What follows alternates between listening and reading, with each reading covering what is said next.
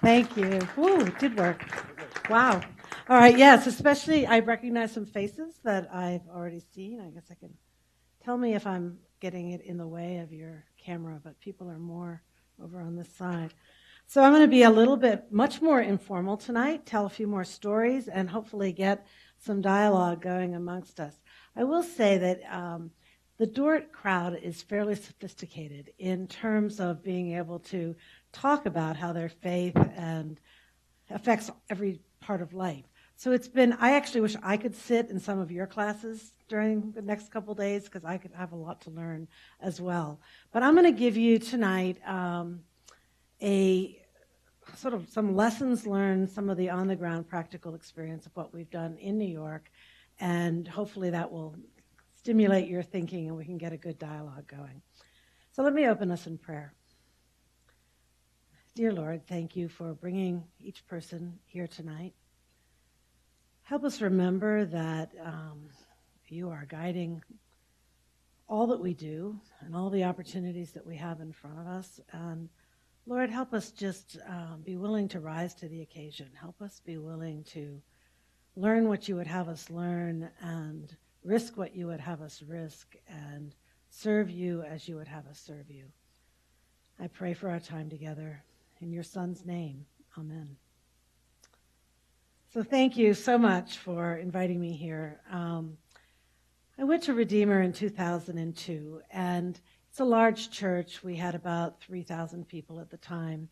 And my challenge was to start a faith and work ministry, and I had a blank sheet of paper. Really pretty much no particular vision was in mind for what this could look like. So I could experiment, I could do pretty much whatever I wanted to do. The problem was a problem I think that you all have here as well, and that is that all these 3,000 people had about 100 other things to do in any given time that I would try to do something. So how do you sort of, for people's lives who are incredibly busy and have so many options, how do you create a program and a community that's really worth their while and will draw them in together and get them to really let the program be an agent of change in their life? So I was just sharing that my approach was to distribute the leadership of it down as far as possible. And if I thought if I could have one leader for every 10 people, that would be a really great ratio. Because really, you find the leaders are then learning the most, and their commitment is the highest.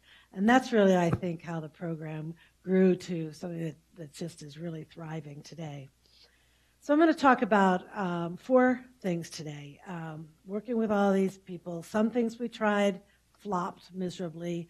Some things brought out like the worst Christian thinking in the world, and we had to sort of figure out how to stop it. And some things just really seemed to click.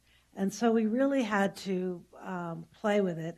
And so what I'm sharing is where we thought we got traction, where people seemed to really resonate, and it seemed to be something they could take home and make a difference in their life. So 3 major areas. 1, how to engage culture. 2, theology and what part of it really matters. And then 3, how the gospel changes things. So we'll talk about all 3 of those areas. So how to engage culture. I was sharing at dinner that about when Redeemer started, about 1% of Center City would call themselves Christian. So it's a pretty non-Christian environment.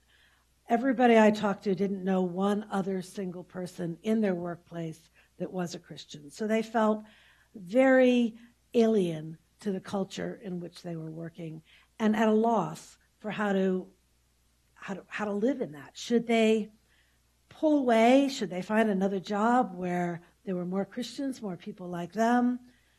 Some were more inclined to just sort of leave their faith at the door. Church would become less and less important, and all kinds of combinations in between. So we actually got to a point where we wrestled with Niebuhr's frameworks. He's got a whole spectrum of engaging in culture, so much so that you're assimilated to culture, or pulling yourselves away from culture, almost like the Amish, so that you can be separatist and protect your identity in Christ. Now, we knew we weren't going to do either of those ends, or we didn't want to do either of those ends. But in between, you sort of have the approaches that are against culture, like we need to change the laws of the country and really fight the culture, or the people that were really for culture, and we're going to try to be supportive and find God's goodness in what's going on in the culture, even if it's not Christian. So Redeemer missionally decided to be in that for engaging culture before culture kind of segment or slice on that spectrum of things. Our mission is to love and serve the city, and Jeremiah 29 is sort of the key missional verse. How do we be like the Hebrew people going into Babylon? And I think that's a lot of what it feels like to be a Christian living in New York when you're that percentage in the culture. Even in the 10 years I've been there, it's changed from just being a weirdo to being, if you're Christian, to being actually disliked. The reaction has gotten more negative towards Christians in that period of 10 years. So there's even more teaching on how to be in exile as a believer and withstand or persevere through more overt negativity, more overt, it's probably too strong to call it persecution, but definitely disdain would be something that people feel on a frequent basis. So I share that, not thinking that you live in New York City, because you're probably in a wonderfully unique kind of culture here. But I do think that students from the school will be going, some significant number of them will be going to a far less welcoming community when they leave college here. And so how do you wrestle through those things? Just that framework has been helpful for people. Just to be able to see that, all right, I have a choice here. I can either give it up, or I can hold on to it, and we call it the holy huddle, just hang around with Christians, and or I can really be intentional about how to go out and love people, which, in fact, when you do that in a gospel-centered way, does deepen your relationship with God. I think there's sort of, there becomes a sort of cyclical thing that happens. The more you sort of get out there and risk your identity or your popularity by loving in a difficult place, the stronger your faith grows, the more dependent you are on God. So it has a benefit on your relationship with God. But there's this inertia all the time to, all right, I'm out of work now, all those people don't like me, but now I just want to be with my Christian friends. And so we're constantly in a mode of trying to say, well, if you spend a little time with those work people outside of work, you would be loving them more. So how can we push you out a little bit more in that direction? So how do we prepare people for that? In looking at discipleship programs around that we were aware of around the country, we began to think that a lot of them are preparing people for Jerusalem. They're good discipleship programs, but they're not preparing for the hostility or for the hardness of the world. So we started to call it exilic discipleship. We need to do a training that will teach you how to be in exile. So what does that mean? I think missional living is harder. So how do you toughen up? How do you become better able to be a witness in a more difficult environment? And some of that is knowledge. Some of that's just getting the right head knowledge to be able to approach it. And some of it's practice. I think we really need to give people opportunities to learn in smaller doses so that when the bigger challenges are in front of them, they feel a little bit more safe or a little bit more equipped. So I think some of the mission trips that you all do is giving some of that smaller dose. It's not a whole lifestyle, but it's getting some practice in working with people that are hostile to your faith. Another is spiritual disciplines. I don't know how much you focus on that here. Our group is 24 to 40. That's pretty much the age group I get. So sometimes I call it a post-grad ministry. Largely single. About 70% of the church is single and very work-oriented. A lot of them have moved to New York to pursue their career. And they may have grown up in the church. Most of them have grown up in the church.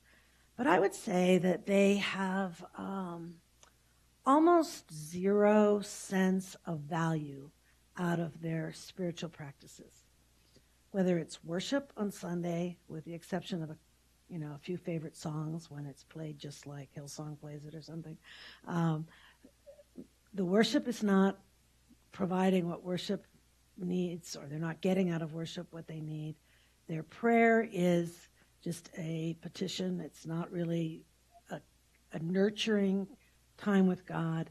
And their reading of Scripture is more check it off. All right, I read, a chapter today. I'm working my way through my list. So we learned that we didn't expect to have to do this, but we learned that we had to place a lot more emphasis on developing spiritual practices that actually gave them value and benefit in their life. And we thought if we can get them to do it for 9 months together, then hopefully the value of it will be so ingrained, and the discipline and the habit of it will be so ingrained that will carry them forward in the rest of the years of their life. That'll have a generative benefit. The third for exilic discipleship is having a small community of fellow believers. And I'll give you a little of my own reflections on this. As I said, I didn't become a Christian until I was 40, and I have 2 brothers who are missionaries. One of them met friends in the college ministry at the University of Virginia, and 10 of them decided that they wanted to go to Africa together as missionaries. And I wasn't a Christian. I'm watching my younger brother. First of all, totally weird that he was becoming a Christian, and second of all, that he wanted to go to Africa. But then he had this group of people he wanted to make a commitment to do things with the rest of his life. And I was just floored by that. I live in an individualistic culture that, you move on. Don't collect any moss. Move on from friends. Use them when you need them, and then move on to the next one. So that just really blew me away that he had that, and he was cherishing that. And as I explored the Christian faith many years after that, I learned about the Clapham community. And now with the book and the film Amazing Grace, that story is much more popular. But here was this community that without which Wilberforce would never have been able to take on the entire establishment of slavery in the UK and then subsequently the world.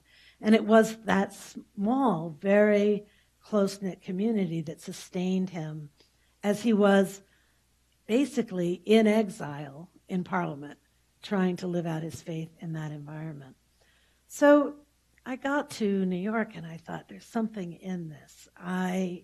The rest of the culture is living like a Lone Ranger. And yet something happens when Christians make a commitment to each other to stay in one place, to serve in one church, to be basically support partners for each other. So I thought, how can we help create that? I hope that more and more college students, when they get out of college, are saying, you know what, let's get together every year on Labor Day or something, so that we're being intentional about keeping some kind of community together. But when, about 8 years ago, when we started a fellows program, that was a real core component of it. We needed to create a small cadre of people, and just were deeply in prayer that this would become a community that would not totally absorb them, that would not just pull them outside, away from the culture, but would, when they got together, nurture them so that they could go into the culture in a more, with greater strength and with nurture. So we have we started a fellows program of 25 to 35-year-olds.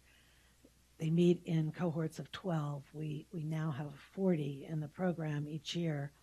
And we set a high bar. We said, suppose we bill it as 1 year of seminary for people who would never be able to take off from their job and go to seminary, but want to really have that level of understanding and teaching. So it's 9 months. It starts Labor Day. They meet one night a week, one Saturday a month, and 3 weekends a quarter. They read 100 pages a week, talk about it in their weekly cohort. They have a daily devotional and lots of projects along the way that they do in teams. Projects like the Redemptive Feedback Project. We actually go through exercises of learning to speak the truth in love. And the first time we did it, it was just sort of a spur-of-the-moment kind of thought. And thought, this is really important. Let's help our people do that. Oh, it was a disaster. Everyone spoke the truth. There was no love. It almost blew up the entire Gotham cohort. But we learned from that and have developed, a whole set of teaching around, what happens when you're giving feedback. What's the purpose of it? How do you receive it? How do you invite it? How do you handle it? How do you hold it? How do you be? I don't know about you, but I'm one of those people that you could tell me 9 nice things and 1 critical thing, and I ponder the critical thing for hours and hours and hours after I've heard it.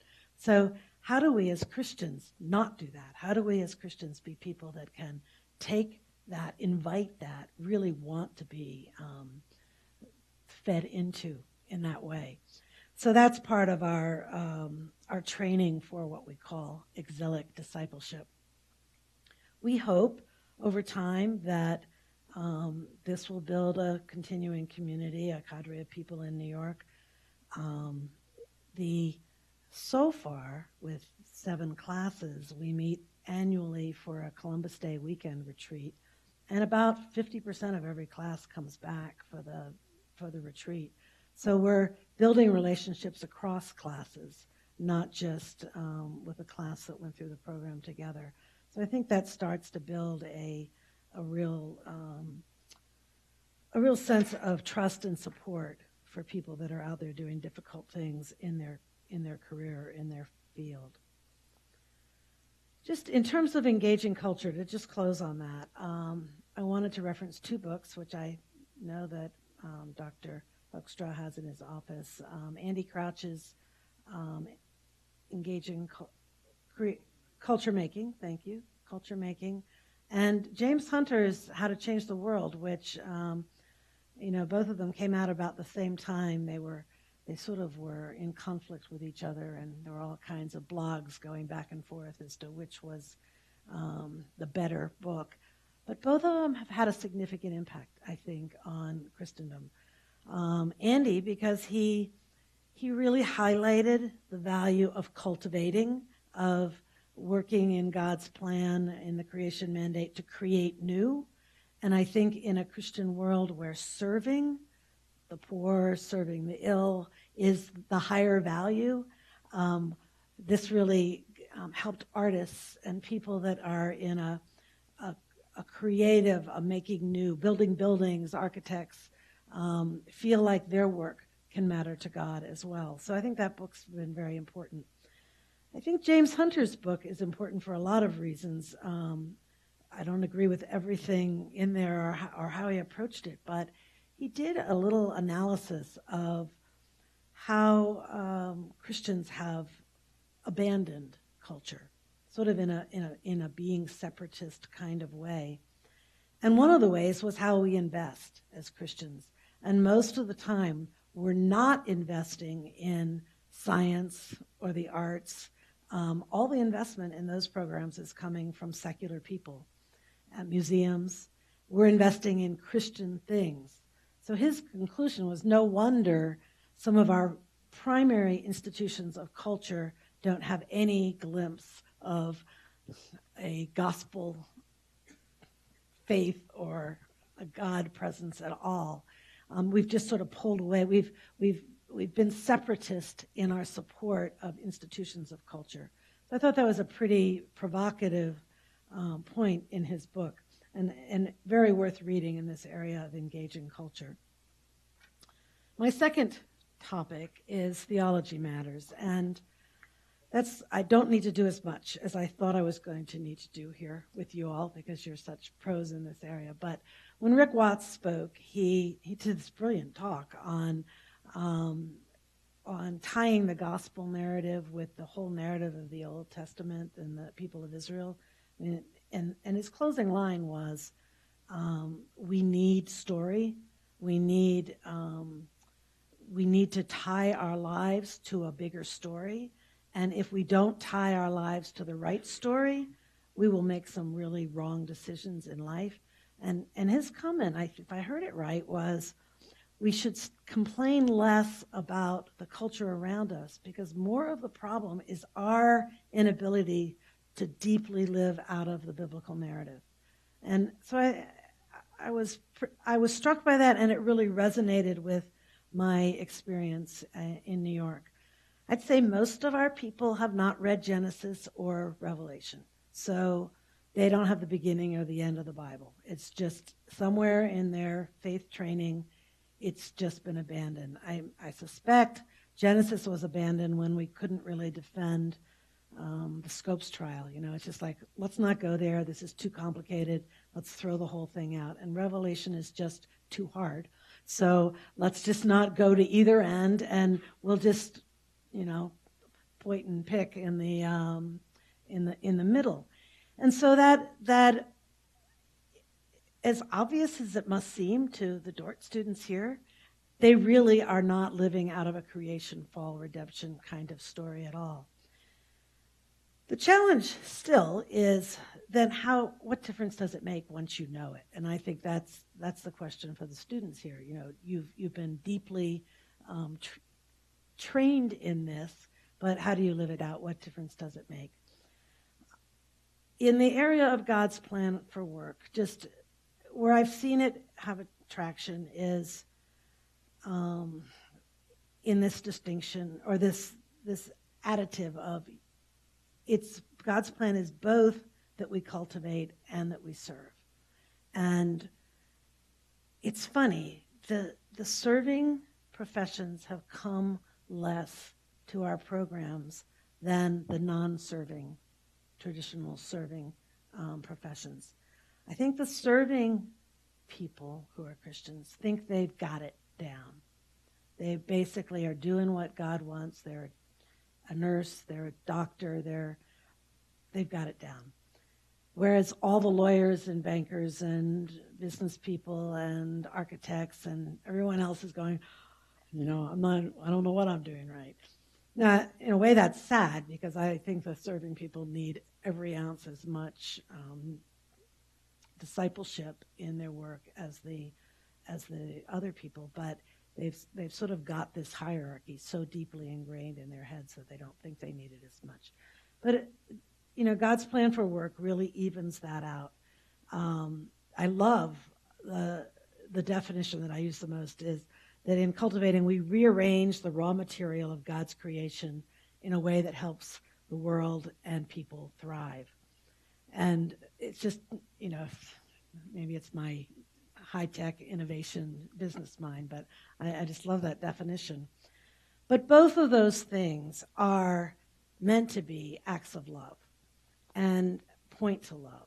And that's where we do a bunch of exercises where we ask people to write the purpose of their profession, the purpose of their company in that profession, and then the purpose of their job in that company. And sometimes their job might be a serving job, but their company is a cultivating kind of a company. And then we say, in what way is your work an act of love? Just try to get them to connect with that bigger picture.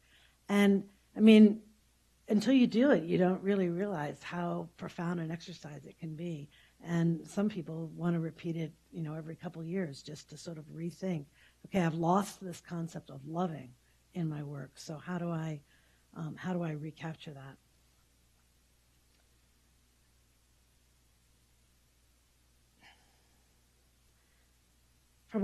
From a world, we also spent some time with contemporary worldview, which I'm not going to spend too much time on tonight. I'm hoping that you do a lot of that here. But I think the two most prevalent worldviews that get in the way for our people are the self-actualization worldview and the individual, I have to do it myself worldview. The sort of individual choice, the individual achievement, that kind of thing. The self-actualization is so deeply ingrained in their secular education. Somehow the Maslow's hierarchy of needs has survived in spite of all the research to dismiss it and totally throw it out the window. It's so deeply ingrained in people that that's really the goal in my life, to self-actualize, to become all that I can be. And so it so interferes with a providence of God kind of a theology. It so interferes with there's many things that God can call us to do, and how can we be open and receptive to all those calls. It so interferes with doing it out of your own strength, as opposed to being able to let God use you in your strengths and your weaknesses.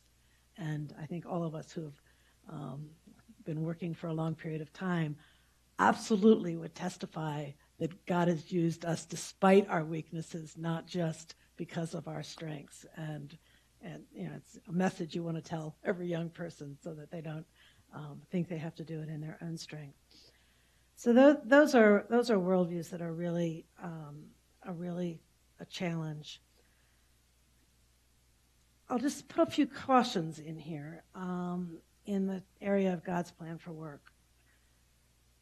We can take it too far and become triumphalistic or become like the saviors of our field or our company or our profession. So we need to constantly remind ourselves that God doesn't need us, that he can actually do whatever he wants without any of us. And I think that being able to find the moments when God's trying to show us that, when he is sort of giving us a gentle nudge that we may not be him, it is really helpful.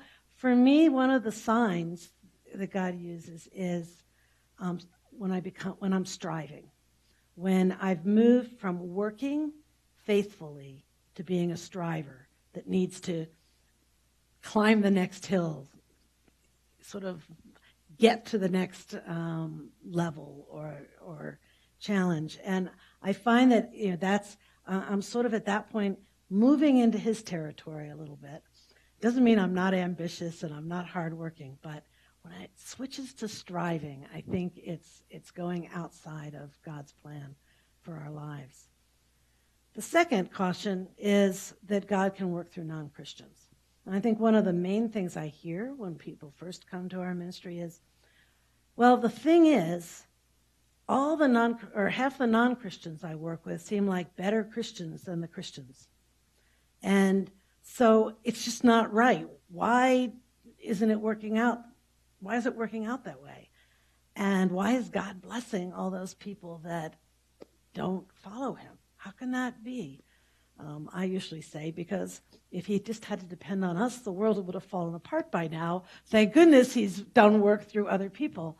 But I think that understanding common grace, that God will work through people that don't know him, is really important to explain what we're seeing around us, but also to keep us humble. I think that one of the reasons that the hostility has grown of non-Christians to Christians, there's lots of reasons, is a perceived arrogance on our part. And I think to really be very conscious of being a humble witness is important in our work lives. And then the other, and this one's really, I'd love more conversations with folks here, but we will not all agree on what is the common good. We will have even the best of us with the most similar training will come away with two different solutions to the best way to serve the world with our program, our gifts, our school. And so it's not like we're all going for the right answer. God doesn't give us one answer. He gives us lots of gifts, and my guess it's kind of like being an entrepreneur. You get lots of chances to do, lots of people get chances to do lots of things, and God will use what he wants to use. But I think in our interactions with each other, that requires a lot of grace. We have to, when we do our business plan competition, we ask each entrepreneur to articulate, not only write their business plan, but articulate how the gospel has affected the way they're designing their business and plan to launch their business. And we want them to talk about how it's influenced the products they've chosen to make, how it influences how they're going to go to market, how it influences how they're going to hire or how they're going to create a corporate culture. So we try to take them deep into the organizational structure. But we also try not to judge based on which picture of gospel embodiment is better.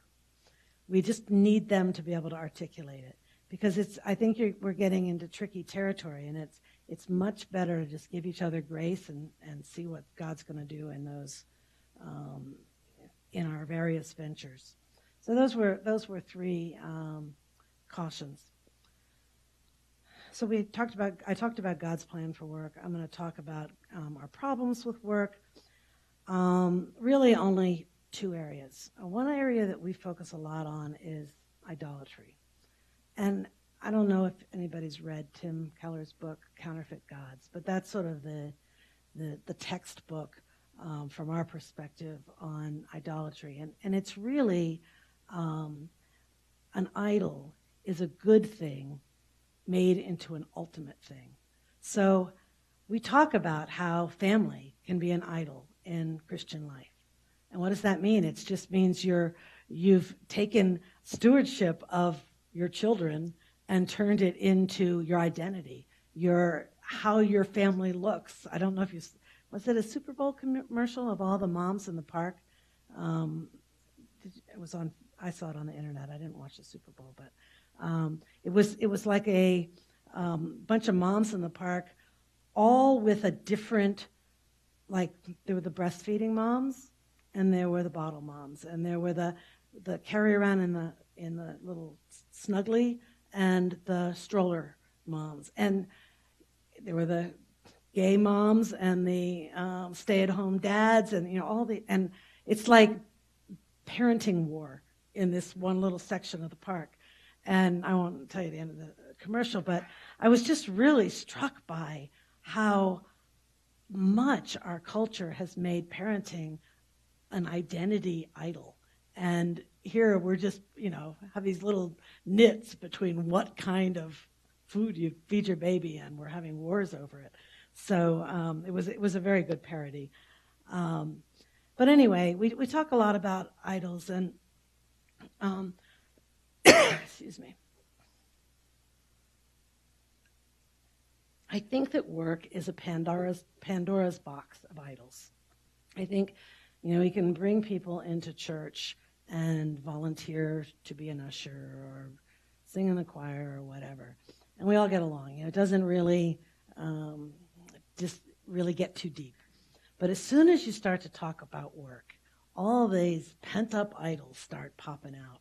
I would have a hard time with, I might have somebody 4 years out of business school that didn't want to be around anybody 2 years out of business school because they were so much more senior in their work than someone 2 years out. And so this whole sort of pecking order, or the, man, you should see when the actors come into a room. I mean, all right, let's just talk about who's got equity and who doesn't, and who's been on Broadway and who hasn't been on Broadway. And so, all these Christians, they could have been at the Sunday school picnic and they'd be fine. But as soon as we talk about their work, it all sort of blows up, and they're, pitting themselves against each other, and their snobbery comes out. So there's these identity idols that really challenge us, and in a way, work is a crucible. I think God uses it to help our knowledge of him and our knowledge of ourselves go much deeper. If we don't examine those idols, we're really not going to become the people that he wants us to be. So I try to open that up. Like, what are the particular idols that you struggle with? And what are the particular idols of your profession?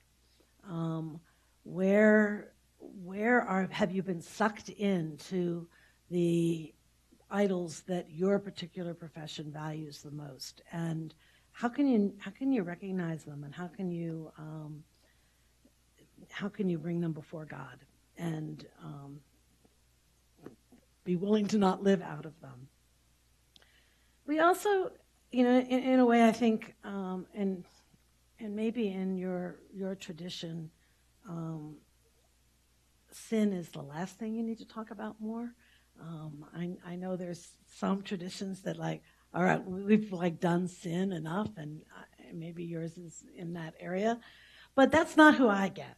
I get the people whose sense of their own sin is, well, yeah, I did tell a white lie yesterday.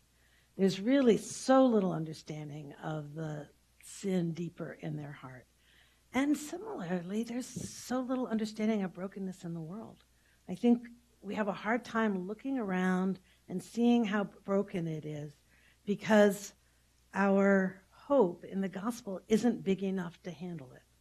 So I like to sort of say it's like the cross. You've probably seen this. The cross makes us able to see how bad things are, sin and brokenness, because we get such a greater picture of hope and God's glory.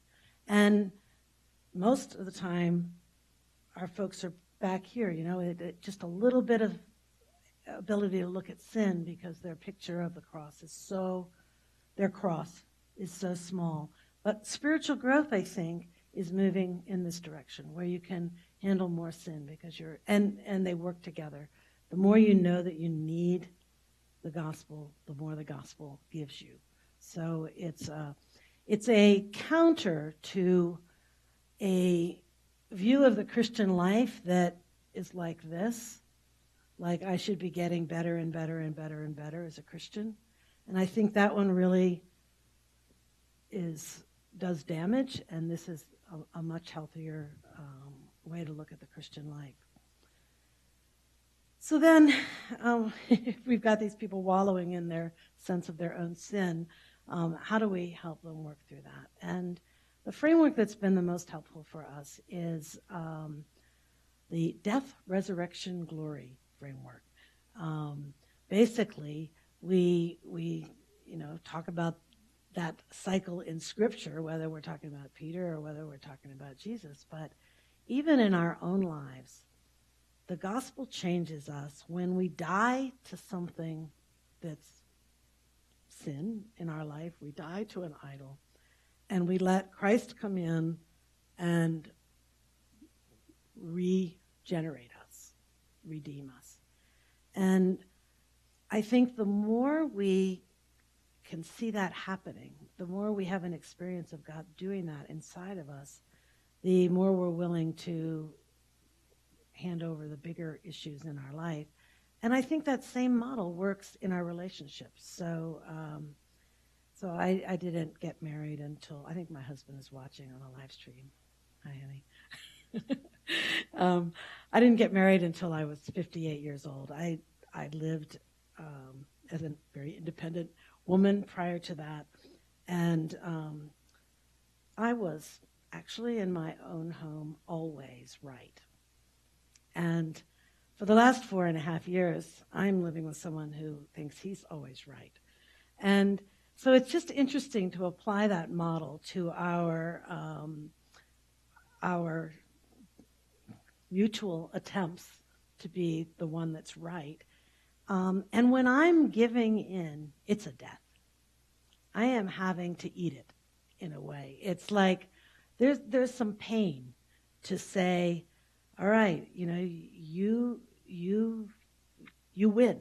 You're right. And the same for him. And we can sort of joke about it sometimes, that it's so helpful to have that process, to be aware of a framework like that, yeah, you know what, I really do need to die to that if we're going to have a relationship that's productive with each other, that we're going to have a relationship that's really loving with each other. And so we started talking about it as a framework that helped in our own hearts, but pretty soon we realized we could apply it to relationships. So when we're asking our people to come in and say, give us a conflict you have in the office, most of the time the solution to that conflict is that they, in essence, give it up. They die to what it was that they were wanting in order for someone else to thrive. And it's just the gospel changes them, and it actually then changes the relationship in the workplace. And that was a lot of the story I shared this morning about John's response to an unjust accusation by one of his co-brokers. But I think once we start to pay attention to it, we see it happening all the time in our work life. And then in 2008, the financial services industry collapsed, and we were able to apply it to that also. I mean, really, there was a lot broken there that needed to change, and there was a huge death. Prior to 2008, the only group I had that couldn't answer the question, what was the purpose of their profession, what good did it do in the world, were the people that worked in financial services. I mean, they had a few answers, we make money available, or something like that. But there was just, they had a hard time reflecting deeply on that. But when the industry collapsed and they could see the damage that basically brokenness in their industry caused worldwide, it was very sobering for them. So then they started to say, yeah, I want to write that, what's the purpose of my industry again? I have a whole new vision because I got to see it when it was really bad. I now want to get a vision for what it could be like. So sometimes an industry has to die. In the high-tech world, we call it creative destruction. Sometimes you even try to have an industry die or a product die so the next one can top it. And so I think this cycle of death, resurrection, glory even applies to areas of our culture or of our world, and it's a helpful model. I'm going to close, and then we can open it up for conversation, just with one last thought. I think we need to learn how to see the glimpses of God at work, because we don't often get like the technicolor full picture of redemption. So we've done a lot to try to awaken people to glimpses of God at work, whether it's glimpse of God at work in someone who doesn't know him yet, because someone else in the company just did a really self-sacrificing thing to serve other people, or it's a glimpse of God at work from someone who is a Christian. But we're trying to cultivate an imagination, I guess, and eyes to see when God is working, because I think that will spur us on to more hope and more vision for what could be in service of a better world. So I'm going to close with that, and I hope I provoked some thoughts and challenges and questions, so have at it. Thank you.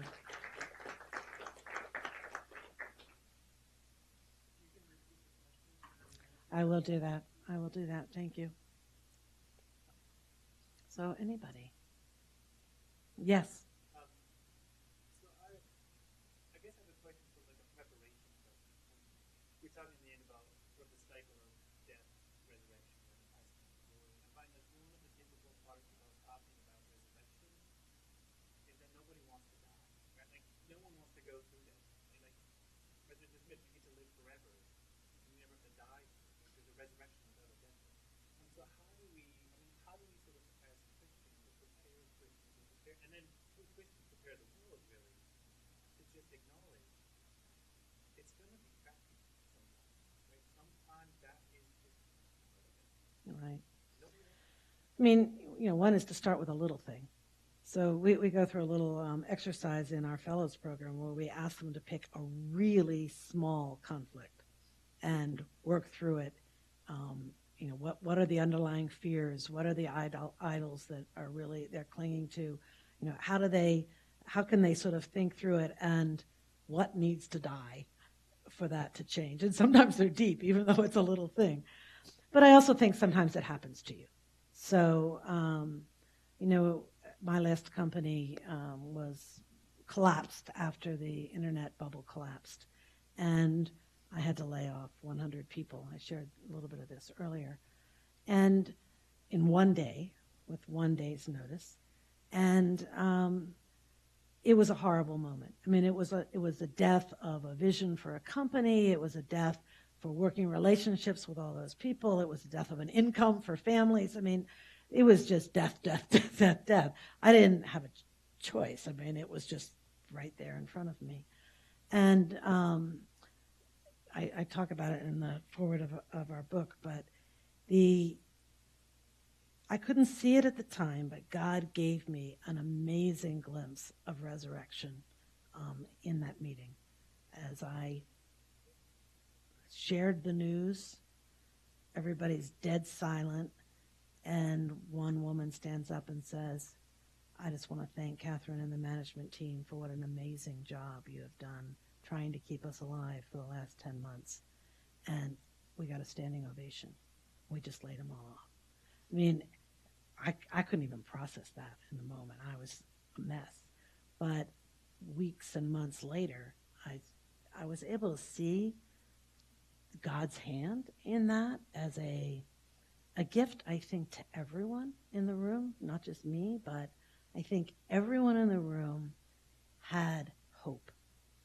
They just had a death, and then there was a glimpse of hope. They knew they had to go home and find a job or whatever it was, but what they'd been part of had been so important that gave them hope. It made the whole thing end in a much more redemptive way. So sometimes the death just happens to you. And so how can we counsel each other? I mean, you wouldn't appreciate it, I'm sure, if you just had a horrible disaster in your life and I came along and said, well, the death is good for you. You would not come back to me for counseling. But we can do it for ourselves. We can say, at some point, maybe I'm still in too much pain right now, but at some point, I want to be able to see that out of the ashes of this situation, God can do something good. God can create something new. And I think that's where our hope comes from. And obviously, it doesn't always bring him glory, what grows out of it. I look at some of the changes in the financial industry and think, oh, that might be worse than where we were when we started. And now we've got more government regulation. Oh, that's not what we were hoping for here. But sometimes we really see amazing gifts of, and there's certainly far more press scrutiny, which maybe is a good thing in that industry. So I think it's such a simple framework, and if you have in your mind in front of that, the gospel changes everything. How does the gospel work? Well, it works like it worked for Jesus. He died, and he was resurrected, and he's giving God glory. That's just a model that we can, I think, appropriate as a simple way to help us think a little bit more deeply about that. So thank you. You can't be the only questioner because then you'd have to give yourself the book.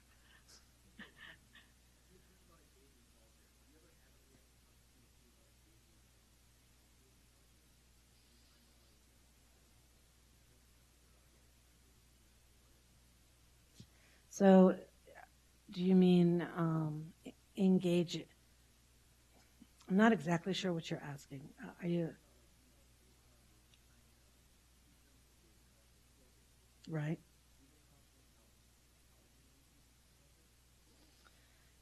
Yes. So you mean the change in culture because of technology and how that's right, right. Um, yeah, I mean, my background is technology, and the years that I worked in it, I did not seem to be able to be a critique. A, I could not critique it.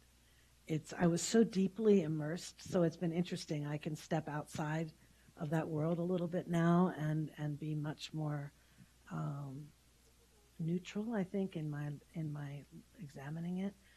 But yeah, I think sometimes the the concern about the pervasiveness of technology comes from our young professionals themselves, and other times it comes from older people saying, "Oh my gosh, do you realize what you're doing? You haven't had a moment without a screen in front of your face or a phone in your ear since 9 o'clock this morning or something." So we have that dialogue a lot. I I think we have, and it's bigger. It's bigger than just technology. It's like new versus old. So um, sometimes I feel like a 25-year-old would say anything new is better than anything old. And I might have said the same thing when I was 25. But since I'm not 25 now, I'm thinking, you know what? Some of the things that are new are better, and some of them are not. Some of them are worse. And so, how do you have a framework to examine that, and have a really healthy conversation so that it's not just, you the Luddite against you the technologist going, you know, you don't get it. You're stupid. But we know theologically that the innovation is part of God's cultivation. So there's a good thing there, and we know that it can be made into an idol and really destroy significant structures of your life. So how do you have limits? Who's the author? Woman out of Harvard. I think her name is Sherry something, and the book is something alone, but it's not bowling alone, something else alone. But anyway, it's like community alone or something like that. And she's at MIT, and her studies are, her view is that it's just so nascent. And when an industry is nascent, like when the automobile was brand new, there were no roads, and chickens were getting killed all the time. Now it's all the structure has been embedded, and her view is that that's what will happen in technology. That by necessity there will be some greater culturally imposed structures to keep it in its place more, rather than have it overtake all of life. That's an optimistic perspective. She's not a Christian, I don't think, but some people here have gone to the Q conference. Her talks are on their website for some of their old conferences. Do you know her name? Sherry Turkle. Thank you very much. Yeah. So she's one of the few good thinkers I have run across in that area. The others, you have a Wendell Berry or someone that's more on the, I don't want anything to do with technology. But it's very hard to find someone that both appreciates it and sees the need for limits around it. So, good question. And an important question, I think, especially for your generation. So,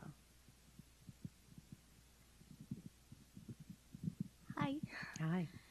So when you were talking about practice before we're stepping into like a different world, like, do you remember at the beginning of the lecture you were talking about practice and a right state of mind? What do you mean? What do you mean by the right state of mind before you're like stepping into a bigger world? Or if you get what I was Yeah, I'm trying asking to about. think of what I was referring to. And you were Does also. anybody else remember? Was it like when you're going was it when I was talking about like students at Dort going into a that cultural and environment that's not Christian? yeah, that and I just wondered, why are Christians disliked? Like, how are we became from an outcast to somebody who's like, I don't know, disliked? Why? Right, right. Yeah. Thank you. Um,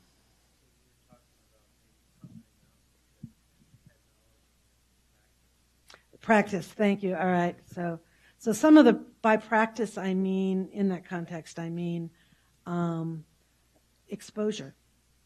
Greater exposure. So rather than just having your first exposure with a bunch of people that don't believe like you do and actually are hostile, put yourself in some environments for short periods of time so that you can experience it, process it with someone, and then go back in. So, a short-term mission trip would help that, or I don't know, something you might do culturally, cross colleges could help that, or just look for a Comic-Con or something like that, a, um, a cultural event where that is not Christian might help with that. Like, what's the goal of that event? Yeah, so the goal is to understand and love. I mean, that's the goal for us as Christians, with people that think differently than we do, even when they're hostile. The goal is to try to understand and love. So we can only do that. It's hard to do that, especially, I don't like anyone who doesn't like me. I mean, my reaction when someone doesn't like me is, I don't like them either. I want to just take my toys and go home. But what we have to practice at is continuing to persist in getting to know them, even when they're not thinking we're the coolest person on earth. So how do you ask questions of someone who thinks dramatically differently than you do? How do you say, well, why do you think that way? How do you help yourself understand them? Because our goal is to see them as God sees them, and even when they're not seeing us in a positive light. So that's the goal. So, like, that's the right state of mind that we're looking forward to. Like, Yeah, I think the state of mind or the capability that you need to have is that ability to love when you're not being loved. That's the challenge. So why has the tide turned more and more? I mean, I'm not a sociologist. I can't speak to that. You know, people talk about the culture wars. It seems like the gap between people of the Christian faith and people of a belief in evolution and survival of the fittest and a more modern Enlightenment worldview is getting bigger, and somehow our ability to communicate with each other is less civil. And Richard Mouw talks a lot about being able to talk with civility, but we're way down the other end of that. So I think it's just happening across Western culture, probably more here even than in Europe right now. Because Europe's having more problem with Muslims than it's having with Christians. So they've got a different set of religious pluralism issues. I mean, the people I know in New York, they basically think religion's the cause of wars. If we didn't have it, we wouldn't have wars. And religious people don't get along with other people because they have these ridiculous views that none of us share. And why do they have to have us outlier views. I mean, it's not rational. It's just, I think that's the common sentiment. So, yeah. You, you mentioned that Christians have withdrawn from many parts of culture. We talk a lot about that here, especially, I know in my major, digital media, we definitely talk about having withdrawn from culture in the past couple of decades. You mentioned that the people in your program or your church, many of them had gone to church when they were young, learned this and that, really hadn't engaged in a full way. How is learning about and really being able to recognize we have withdrawn and seeing that, how has that really affected how they look at their industry? Is that kind of like a starting point of when they recognize things need to happen? How does that, and we talk about here all the time, but how does that look in an area that's not really infused? Yeah, I mean, I think it tends to have the effect of encouraging people to take more risk and get a little bit more out of their safety zone of people like them and go and engage more directly. I also, though, would say that if you're really struggling in that, then you're supposed to go back to the church and get nurtured. So there's a self-awareness. When I was in Silicon Valley and working, there were times I thought I pitched my tent at the gates of hell, because when money is that, it's got to be like Las Vegas. When money is that easy to get, all kinds of things happen. And there were times I thought, am I strong enough, a human being, to stand, have my tent that close? Or do I need to withdraw and pitch my tent a little bit further away from all of that?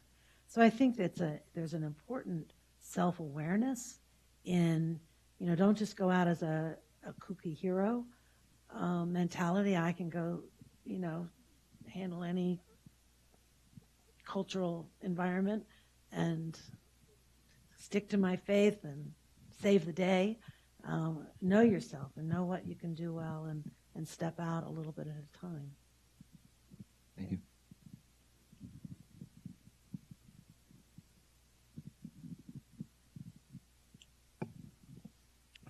First, I wanted to say thank you for the rearranging the raw material of God's creation to let other people thrive. I just thought that was brilliant. Okay. So I'll be using that in the future. Yes, do.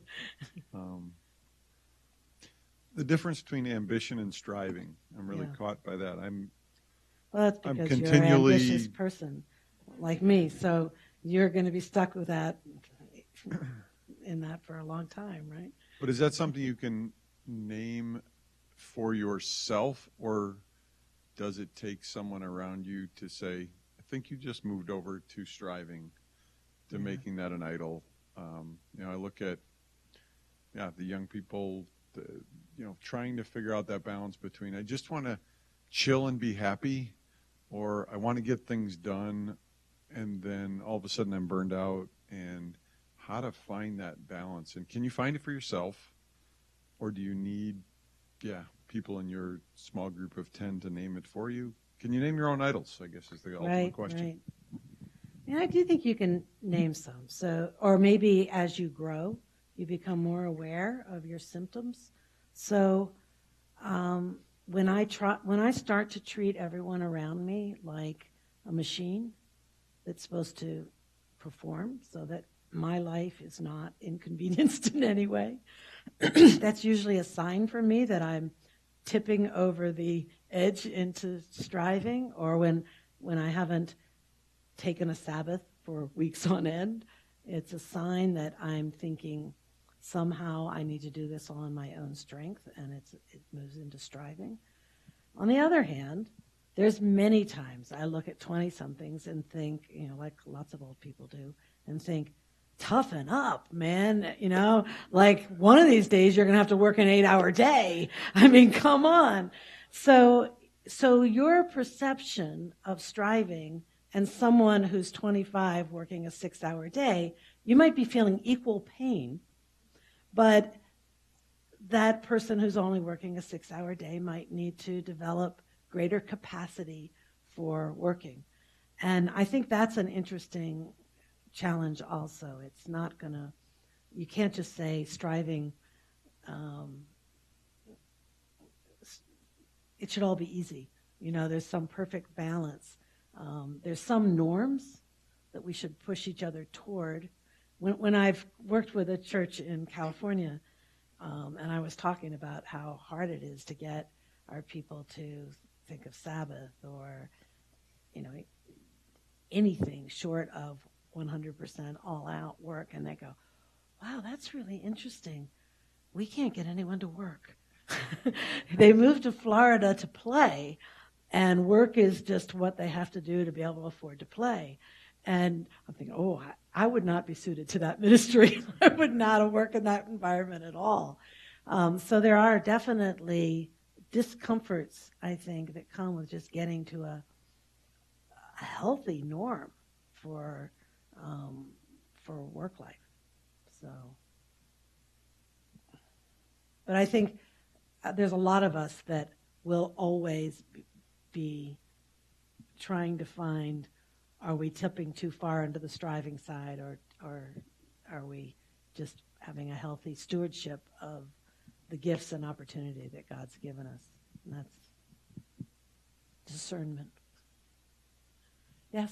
Yeah, thanks for your thoughtful responses. You're just talking about that healthy norm for work, and we're coming off the heels of several decades of people being able to say work happens at this place, and it starts at this hour, and then it's finished. And I think people see that as perhaps some kind of a biblical norm as well. I think it's worth asking a question about whether or not it really is, but I'm curious about how you've talked about that flow of where work happens and when work happens, not just in relation to Sabbath, but in relation to other aspects of life. Yeah, I can speak from two perspectives. One is as a boss, I'm not really convinced about the work at home model. It strikes me when I hear people talk about it that there's something amiss. Like, I have a friend who works at home, and what she'll say is, well, if I can get my work done in 4 hours, then at home, then why should I go to the office where it might take me 8 hours to do it? And I'm like, well, I don't pay you as an hourly employee. I pay you as a professional, and I want 8 hours, and if you can do it in 4, then I've got more work for you. And so it's a very interesting, and I also, as an employer, value the interaction that comes at work, because I'm not always, I'm not running a factory with machines. I'm trying to get the most out of people to create the best possible product. So why would I want them apart when so much synergy and creativity happens when they're together? So I struggle with it from that perspective. And then, of course, there's the other side. How do you draw lines and balance the amount of time you're spending? Or, I think the tendency has been that people work more. At least professionals work more at home. They work more nights. They work more weekends. They work more. They wake up to their computer and they go to bed to their computer, and their personal lives and family life suffers as a result of that. So that that's a whole different problem of creating boundaries.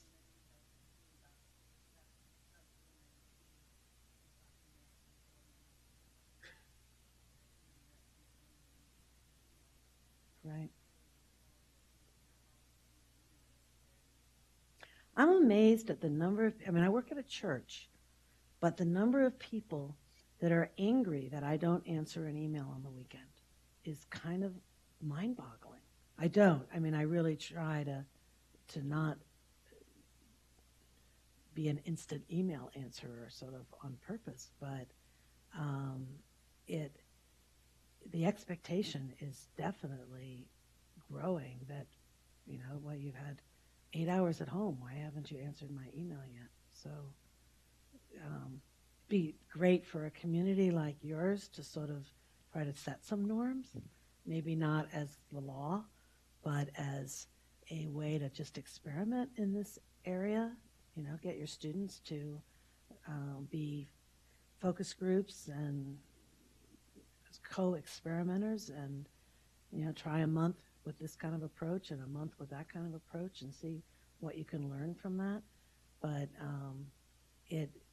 I certainly think we're floundering as a culture in how to manage this. I absolutely don't want to be on call. I mean, I didn't become a doctor. People's lives aren't at stake. I do not need to be on call 24/7, and yet that's what the norms are starting to become. So why don't you guys work it out and let me know? Yeah. Oh, I was supposed to repeat every question. I've not done it once. Okay, we got this. We got this. Oh my in place. God! So that memory thing, I really need that. What are some lessons that you can share with us on helping people thrive?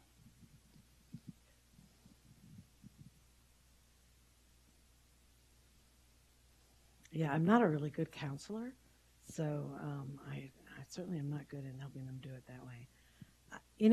I think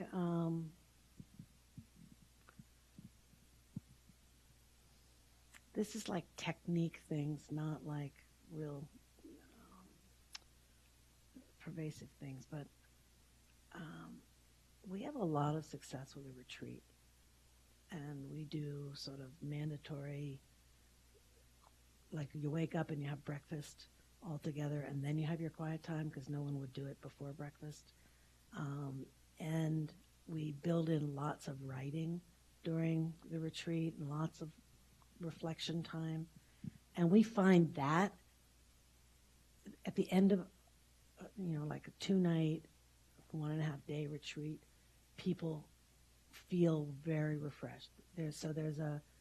We've had some success with some structured quiet time that really seems to work for people. So that's just a small little piece of thriving.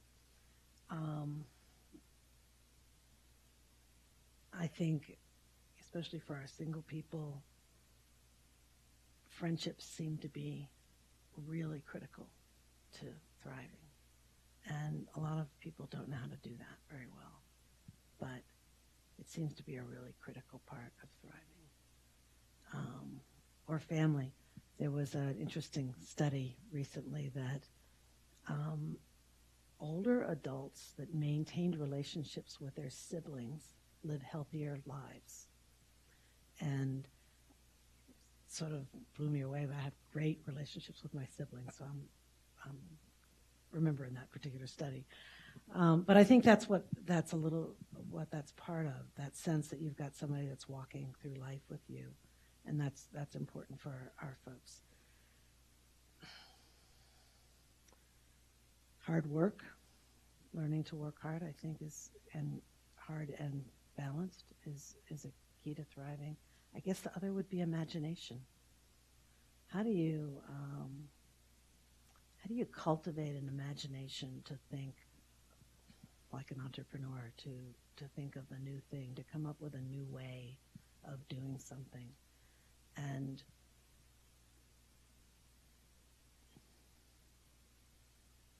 I don't know that we do that very well as Christians. I think that's sort of in the loosey-goosey, touchy-feely area that doesn't feel comfortable. But I think art helps cultivate imagination. I think innovation kinds of exposure and activity helps talking to people different from you cultivates an imagination. But you probably have a lot of good thoughts on that as well. So.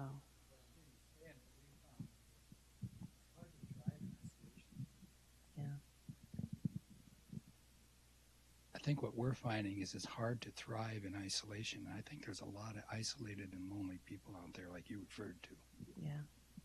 Yeah, I think so too. And I think some of it's just the brokenness of their lives, and some of it is just a culture that we should be independent and do it on our own, and that's a big lie, I think. I would love to see people making a decision for their life after college based on wanting to live near a really good church, for example, or getting a group of people saying, we're going to go help this a new church get started here, and that's going to be our commitment together while we're working in our jobs. I think that would be such a healthy model for young people starting out. Being missional with trusted relationships. Yes. Charles Adams, he was an engineering professor here. In one of his essays, he wrote about a graduate who was working for like a large, I think it was a software company, and that graduate just didn't feel like the freedom in his work to express his faith at all. And in that essay, Adams kind of concluded that like Christian workers, like engineers specifically is what it's talking about, should kind of shy away from those type of jobs and try and find jobs where with like smaller companies where they have that freedom to do their work differently. How would you respond to that idea? Yeah, I think a lot of Christians have, not in New York, but in other parts of the country, worked for their own company or companies where they have more freedom to do that. So I'm of two minds. One is I think that's great. It's great opportunities to change the world, and then I think we don't want there to be no one in the larger institutions of business culture that's bearing witness to Christ, because those organizations still have a lot of influence and power. So some hopefully will be called to be missional in that culture, and others will be able to be missional in a different way by being in a company that can more overtly serve and live out of their faith. So, if you have an inclination to be an entrepreneur at all, at some point in your life, you need to work for an entrepreneur. So I don't think you need the big company experience as much if you have an aspiration, or you sense that you've got the makeup to become an entrepreneur at some point. So, yeah. I'm a little surprised about your attitude towards working at home, because I would imagine in New York City that a lot of people face a huge commuting time. I used to work in Washington, D.C., and by being self-employed, I could be working at home once in a while. So I took that option because, taking an hour just to get to work, it's a foreign concept in this area, although I guess there are some folks who work in Sioux City and Sioux Falls and live in Sioux Center. But just that daily grind of, driving an hour to go to work, driving an hour home, when you can cut off those 2 hours, work at home, and maybe start the day with a more positive attitude because you haven't been fighting traffic and everything. And then when you think about all the expense of the gas or the commuting cost or whatever, isn't it a rather stewardly thing to allow some people to work at home some of the time? Yeah. Obviously that's the other side of the coin. You would presumably have more personal life. How do you use the extra hours? I guess you could do more work in those extra hours, or you could do more personal life in those extra hours. But I do think the collaboration is a serious downside, the lack of collaboration. So maybe you can do it 4 days a week or something like that, so that you've got a little bit of both in a corporate culture context. So yeah, I do 45 minutes on the subway each way. But I read. It's not so bad. It's when I mix with all the other people in the world on the subway. Yes. Sorry. What do you think are some of the traits that young adults need to grow up to be an entrepreneur? Yeah, you probably can speak to that better than I can. But I think, in a way, I think they know. It's kind of, I don't think many people can do it. So I'm not sure you can sort of train an entrepreneur. But I think that you've got to be able to lead most of the time. You've got to be able to get other people to follow you, whether they're working for you or they're investing money in you. So I think some amount of persuasive skills or influence skills are really important, and some amount of pragmatic. It's not just a idealist. All right, let's throw out one more idea. Okay. Some people are born to be an introvert or an extrovert. Some people are born to be an optimist or a pessimist. Seems like they're wired that way. Have you ever seen like a pessimist or an introvert become a good entrepreneur? I think an introvert can, but I don't know that a pessimist can. I don't know that a pessimist can be a leader. I mean, I think in general, leaders find a source of hope that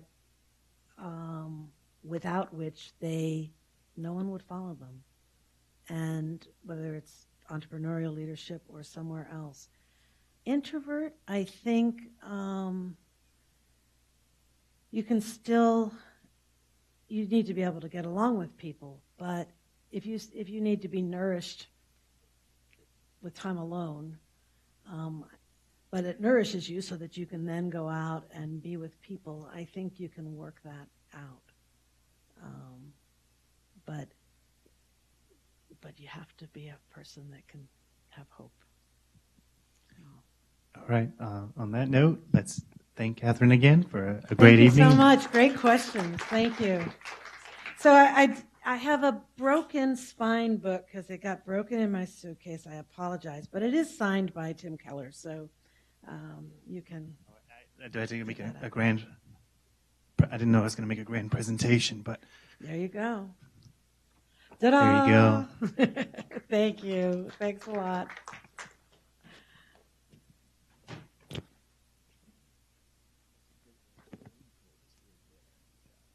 Oh, that's right. I thought I recognized your face, but I didn't remember. Wow.